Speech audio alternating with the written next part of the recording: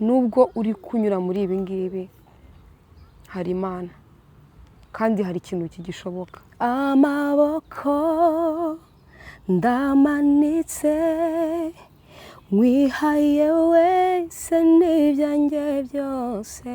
Nta kure Imana itabasha kutugeza, nta kure habaho Imana itageza umuntu. Uyu munsi bishobora kuba bimeze gutya ariko ejo bikazaba byiza kurutaho. Ahazaza hacu niho heza kuruta ahangaha turi. Welcome to my channel, Yenudag. Shalom shalom. Nitwa Pisozi. Ndi hano ndashaka kugenda nsubiza ibibazo bimwe na bimwe bambajije. Nizere ko tugiye kubana. Amazina yanjye nayavuze, ndi umuhanzikazi, nkora indirimbo ziramya zikanahimbaza Imana mu rurimi rw'Ikinyarwanda, mu Cyongereza, mu Gifaransa ntago birakorwa, mu Giswahili nabyo tubirimo, n'irundi rurimi rwose tuzumva Mwuka warazaduhereza gukora tuzarukora nta kibazo. Hanyuma rero ikibazo cya mbere kiravuga ngo ni iki cyaguteye gutangira kuririmba indirimbo zo kuramya no guhimbaza Imana? Wari umuhamagaro nakunze kuva kera nyiri mutoya. Nakundaga kureba ba Gaby Kamanzi, batasha Cobbs, nkumva ndabikunze, ngavuga ngo nshobora gukoresha iri jwi Imana yantije nyiramya ndetse nkayihimbaza ndetse bikagira n'umumaro abantu batandukanye. Watangiye gute urugendo rwawe rwa muzika? Urugendo narutangiye nkuko natangiye mbivuga, nabitangiye mfite imyaka 7 niko nabyita, ariko kubitangira mu buryo bujyanye n'umwuga ni muri 2014 kuko nibwo na joininze ishuri ryigisha umuziki ryo ku Nyundo. Nyuma yo kwiga umuziki nibwo natangiye kubikora nk'umwuga muri 2017. Urumva 2017 kugeza ubu ngubu ushobora guhita mu mutwe ukumva nyine imyaka iciyemo andi mu rugendo rw'umuziki. Ni izihe mbogamizi zikomeye wahuye nazo mu ntangiriro? Imbogamizi nahuye nazo rero biba bigoye cyane cyane kubona umwana w'umukobwa akora umuziki. Ubu ngubu bitangiye kugenda bicika, abantu batangiye kugenda babyumvamo bakumva ko ni umwuga umuntu wese ashobora gukora cyangwa se gutuma umwana we awujyamo. Abenshi bajya bavuga ngo umukobwa wagiye mu muziki biba bigoye, ahinduka mu mico, mu myifatire, ariko ubu ngubu byarahindutse, ntabwo ariko bikimeze. Umwana w'umukobwa ashobora gukora umuziki kandi rwose akawukora mu buryo bw'umwuga kandi ukabasha kumuteza imbere. Ninde waguteye imbaraga cyangwa wakubereye icyitegererezo muri muzika? Ahangaha rero ni benshi, sinzi ngo navuga ngo uyu nguyu cyangwa uriya. Nagiye mfata urugero ku bahanzi batandukanye ndetse baba legend bambanjiririje mu muziki. Ahangaha sinzi ko navuga amazina ariko nakundaga umuhanzikazi witwa Celine Dion, nkakunda Darlene wo muri Hillsong. Nakundaga kumva indirimbo zabo cyane, zimwe na zimwe ngenda ndisubiramo nigana uko baririmba, aho bakwama imbaraga zo kumva ko nanjye icyo kintu nagikora. Ni gute wavuye ku kuba umuhanzi wunganira abandi ukaba umuhanzi wigenga? Good question. Kera sinavuga ko nabivuyemo ko n'ubu ngubu ndacyabikora, ariko ngiye kuvuga icyanteye kuba natangira gukora indirimbo zanjye ku giti cyanjye. Ni ibintu byabanje kungora, to be honest, kuko ntago nibonaga nk'umuhanzi, numvaga ndi muri comfort zone, kumva ko nakomeza kubakinga abahanzi. Ikindi nkumva ntago igihe cyanjye kiragera cyo kuvuga ngo reka ntangire carrière solo cyangwa se gutangira gukora ibihangano nkanjye peace. Nabanje kubiha umwanya, abantu benshi bajyaga bambaza se kubera iki tubona uzi kuririmba, kubera iki utaba umuhanzi ngo ukore ibihangano byawe ku giti cyawe? Ako nkumva ngewe ntago igihe ari icyo ngicyo. Rimwe naricaye ndota nakoze igitaramo gikomeye cyane, ngo nyikoze indirimbo zanjye ngasanga abantu bose barazumva barazizi. Bwarakeye ndavuga ati iri ni hishurirwa rikomeye, ngo rifu nanjye ntangiye gukora ibihangano byanjye kuko birashoboka ko Mwuka Wera hari icyo ashaka kumbwira kuri iki kintu. Icyo gihe nahise njya kwa producer Boris bita umuhereza indirimbo yitwa Uganze. Ni indirimbo nkunda cyane, navuga ngo isobanuye byinshi ku buzima bwanjye bwo gutangira uyu muziki. Kuko nk'iyo ndirimbo muri chorus iravuga ngo amaboko ndamanitse nkwihaye wese n'ibyanjye byose, ubuzima bw'ejo nubwo uyu munsi mbishyize mu biganza byawe, ngwino uganze. Indirimbo ivuga ngo I surrender all to you. Indirimbo yo gushyira ubuzima bwanjye bw'uyu munsi n'ubw'ejo hazaza mu biganza by'Imana. Ni ukuvuga ngo iyo ndirimbo niyo yabaye imbarutso yo kuvuga ngo now you can start your solo music. Indirimbo Hozana wayihimbye ute kandi ikomoka ku ki? Indirimbo Hozana rero hari icyanditswe dusanga muri Bibiliya kivuga ngo itara ry'abantu bamushagaye bararangura bavuga bati Hozana Hozana, hashimwe uje mu izina ry'umwami wacu. Aho ngaho ni igihe Yesu Kristo yarimo azenguruka mu mujyi w'i Yerusalemu ari ku ndogobe. Baragiye basasa imikindo hasi kugira ngo Kristo abashe guca kuri iyo mikindo. Icyo gihe rero bagendaga bavuga ngo Hozana Hozana, hashimwe uje mu izina ry'umwami wacu. Nanjye navuze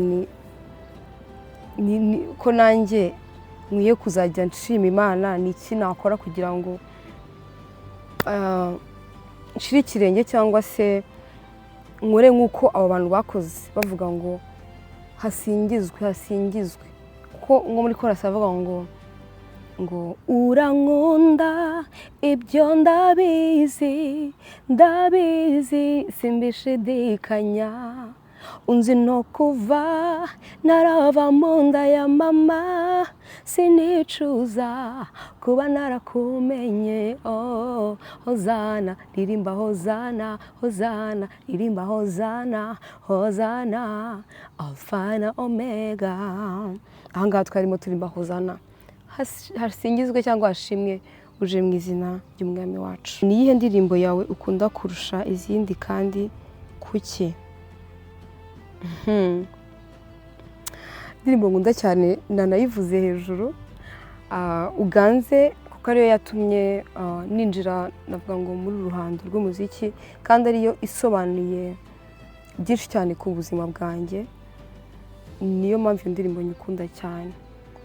Igitero cya mbere icyo ndirimbo cyavuga ngo nashidikanyije ku bubasha bwawe mu mahitamo mu mayira abiri, oya sinabyizeye, ngo rya jambo wambwiye hamwe mu bwihisho, ngo oya ntabwo nigeze nyibuka.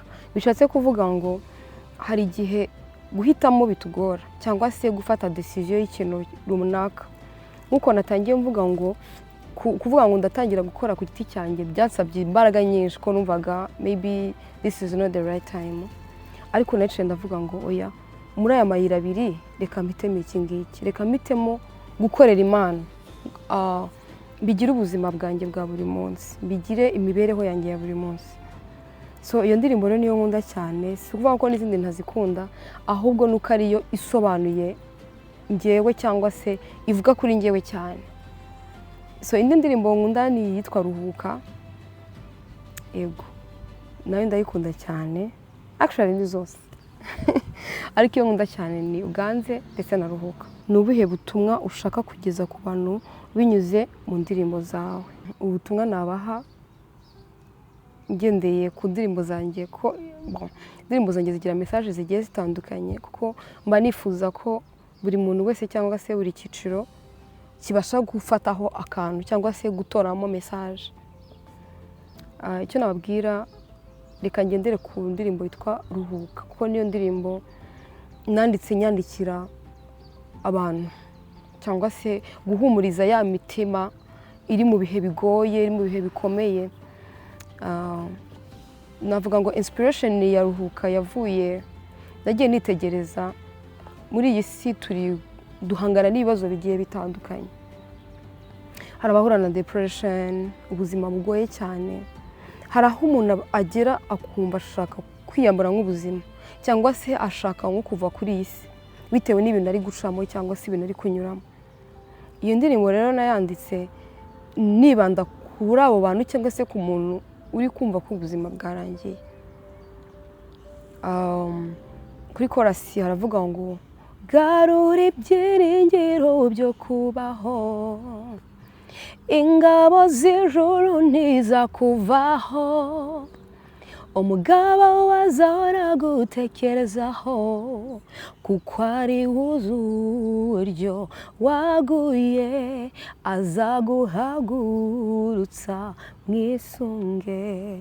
Nukuvuga ngo narimo mpumuriza umutima cyangwa se imitima ishenjaguwe cyangwa se imenetse bitewe n'ibyo iri gucamo, kugira ngo nyibwire ngo humura, Uwiteka agiye kurwanirira apart from y'ibyo uri kunyuramo, apart from n'ibintu uri kugenda ucamo, hari Imana iri hejuru y'ibyo bintu byose. Hari Imana ifite imbaraga zo kubasha guhindura buri kintu cyose ubona gisa n'igikomeye imbere yawe.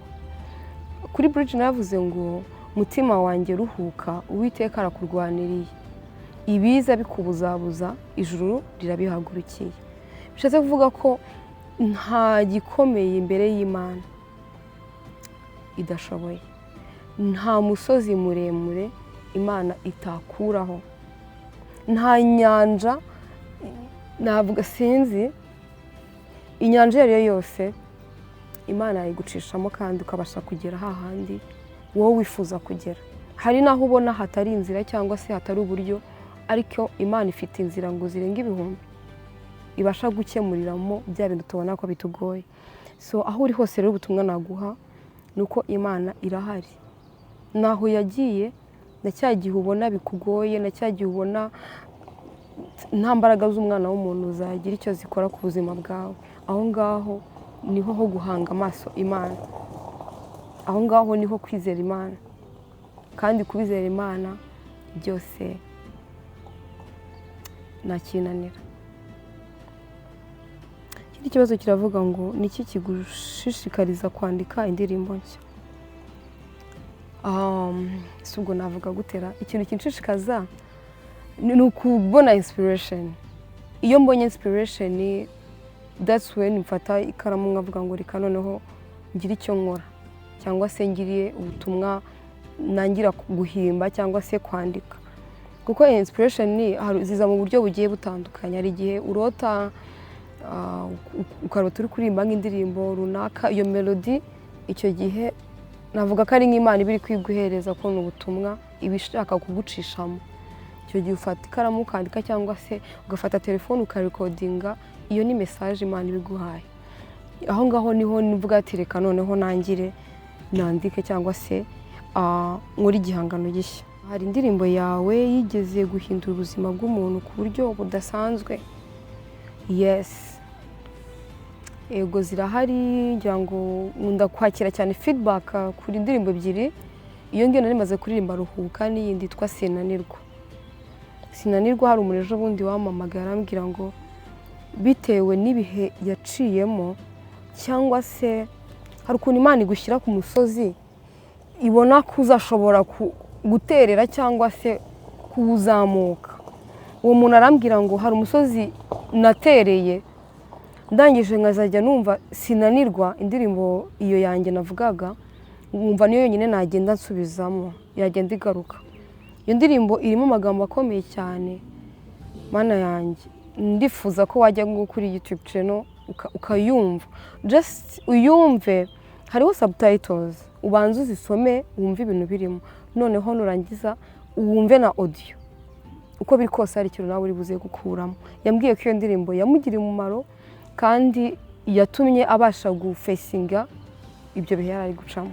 Kino kibazo kiravuga ngo ni uruhe ruhare ukwizera kwawe kugira mu muziki wawe? Okay, ni ukuvuga ngo ikintu cya mbere ngiye nkunda muri ubu buzima ni ukwizera. Njye ngira kwizera ari nayo mpamvu nyine bijya mbona hari ukuntu Imana igenda ibomora, navuga ngo nk'inzugi izi ibintu bikomeye imbere yanjye kubera ko mba mfite kwizera ko bya bintu uko biri kose nta kinanira Imana, cya kintu kirakora. No mu muziki rero niko mbona ko nta kure Imana itabasha kutugeza, nta kure habaho Imana itageza umuntu. Rero mba numva ko uyu munsi bishobora kuba bimeze gutya ariko ejo bikazaba byiza kurutaho. Ahazaza hacu niho heza kuruta ahangaha turi. Ikindi kibazo kiravuga ngo ni gute ugumana umubano ukomeye n'Imana mu buzima bwa buri munsi. Ikibazo cyiza cyane. Ubundi ubuzima bw'umuramyi cyangwa se bw'umuririmbyi ubundi bwakabaye kuba ari ugusenga. Gusenga ni fuel y'umuramyi cyangwa se y'umuririmbyi uririmbira cyangwa se uririmba indirimbo zo kuramya no guhimbaza Imana. Ni nk'uko imodoka idashobora kugenda idafite essence cyangwa se idafite amavuta mu modoka, biba bigoye ko iyo modoka yahaguruka. Sinuvuga ngo biragoye ahubwo ntibishoboka. Ego rero ikintu cya mbere nkora ni ugusenga, ni ugufata ibihe nkegera Imana ngayisenga nkagirana bwa busabane bwanjye nayo.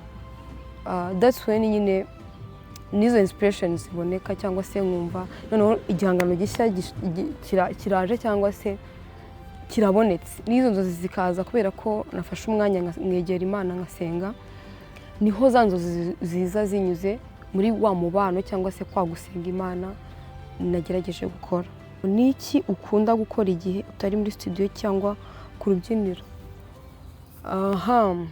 Ikintu nkunda gukora rero kuko ndagoranye cyane, sinkunda gusohoka cyangwa ngo kugira gute, ahubwo nkunda kureba filime. Nkunda kureba filime iyo ntari muri studio cyangwa ngo ndi mu rusengero cyangwa ngo ndi ahantu h'imiziki, nicara mu rugo cyangwa se nkaryama nkareba movie. That's my hobby. Ni ikihe kintu abantu benshi batakuziho? Ikintu batanziho sibwo ni igiki? Ikintu batanziho ni igiki se buriya?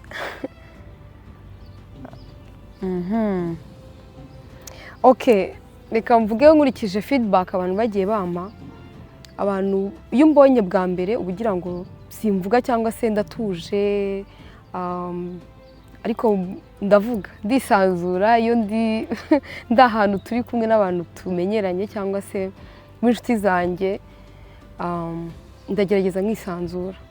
So abantu rero benshi bajya bambwira bati tujya tubona utavuga utuje cyane. Oya niko bimeze. Ni izihe nama wagira urubyiruko rufite impano yo kuririmba? Inama nkunda kubabwira ni ko batinyuka, just bave muri box barimo, bave muri ka gakarito bihishemo, kuko umwanzi w'iterambere ni losing confidence. Iyo losing confidence cyangwa se utakaje kwa gushira amanga, icyo gihe ntabwo ubasha kugaragaza ikintu kikurimo. Icya mbere shira amanga, wumve ko hari ikintu ushoboye, impano iri muri wowe wayigaragaza ukayimurikira rubanda bakabasha kubona cya kintu kiri muri wowe. Gerageza utinyuke, utere intambwe, uve hantu muri comfort zone, utangire ukore. That's when ugiye gushininga isi yose ikakumenya. Ni gute wakira urukundo n'inkunga by'abafana? Byakira neza cyane kuko ni nabyo bimpa imbaraga zo gukomeza. Trust me on that. Hatabayeho mwebwe ngo mudutere imbaraga cyangwa se niba dusohoye indirimbo cyangwa se ibihangano, izira comments mushiraho cyangwa se kwa kundi muduhamagara mukatubwira muti nyine ngo dukunze ibyo mukora, indirimbo yadufashije, byaratushimishije, byaratunyuze, icyo gihe tugaining imbaraga cyangwa se twakira izindi imbaraga nshyashya zo gukomeza. So mujye mukomeza n'ukuri mudutere imbaraga, twumve ko nyine dushyigikiwe, twumve ko dufite izo mbaraga zo gukomeza. N'ukuri mujye mukomeza mubitubwire, mutubwire ko mudukunda, biradukomeza, biduha imbaraga zo kumva ko twakomeza gukora. Ni iki cyagushimishije cyane kuva watangira muzika? ikintu cyanshimishije ni uko Imana iri kugenda yagura imbago, not only kuko tugitangira navuga se birashoboka ko nshobora kwibona nko mu kindi gihugu nagiye gukorera Imana, ariko Imana igenda ibikora, ukabutumiwe ahantu nk'aha ukagiye kuvuga ubutumwa aha n'aha. Ni ukuri mbona ko Imana iri mu ruhande rwacu, kandi nkabona ko byanze bikunze n'ibitari ibi ngibi bizabikora kandi bikore mu buryo bwuzuye. Ikindi ni ukuvuga kumva ko ibihangano byacu biri kumvwa, cyangwa se hari abafata umwanya bakabitega amatwi bikabahembura bikabafasha. Mu by'ukuri mba numva icyo kintu kiranezeza cyane, kumva umuntu ambwira ngo Peace ndagukunda, nkunda indirimbo zawe. Mu by'ukuri Mana bimpa imbaraga kandi bikanshimisha umunsi ku wundi. Ikindi kibazo kiravuga ngo niba wari guhitamo kuririmbana n'umuhanzi umwe gusa wahitamo nde? Mu by'ukuri abahanzi benshi mfite kuri liste abahanzi benshi nkunda cyane, ariko nacyo kubera ko mubimbajije reka mentioningemo umwe. Of course Israel Mbonyi, yes, niwe muntu nahitamo nonaha twakorana featuring. Hari n'abandi benshi pe, ariko nawe dukoranye featuring byaba ari so nice. Ni iyihe ndirimbo yawe yakugoye cyane kuyandika cyangwa kuyifata amajwi? Ntayo rwose, ziranyorohera cyane kubera ko mba nafashe umwanya nyine nkazumva, nkazisengera, nkazirepeta, nkazisubiramo kenshi, ngafata ekuteri ngashyira mu matwi nkagenda nzumva ijoro n'amanywa. Ntabwo bijya bingora pe. Ikindi kibazo aricyo cya nyuma kiravuga ngo ni iyihe ntego yawe ikomeye muri muzika ya gospel nyarwanda no ku rwego mpuzamahanga? Intego ya mbere ikomeye ni ukutuma abantu benshi bagera kuri Kristo binyuze muri njyewe, cyangwa se abantu bakizwe harimo inkunga yanjye, harimo icyo nakoze kugira ngo urubyiruko rwinshi rwakire Kristo w'umwami n'umukiza. Icya kabiri ni uguhembura imitima y'abantu. Hari wa muntu uba warageze ku gakiza, n'ibyo kubera ko na Bibiliya bivuga ngo naho turagera umwanzi atabasha kurasa imyambi, kandi ngo turi muri iyi si dufashe igihe mu ntambara. Turi muri iyi si rero hari igihe uba warakijijwe n'ibyo ariko ugahura n'ibigeragezo. So icyo numva ngewe nakora cyangwa se imbaraga nashiramo ni uguhumuriza wa mutima wa muntu ushobewe cyangwa se wihebye, ngavuga ngo nubwo uri kunyura muri ibi ngibi hari Imana kandi hari ikintu kigishoboka, hari za mbaraga ziri hejuru y'izindi mbaraga zigihari. Rero ndumva aricyo mbereyeho kuri iyi si, nkoresheje impano Imana yantije muri iyi si. Imana ibahe umugisha rero. Ibibazo byari ibyo ngibyo, nizere ko muri bugubwe neza mubyumva, mwumva ibisubizo nagiye ntanga. Imana ibahe umugisha. Bye bye.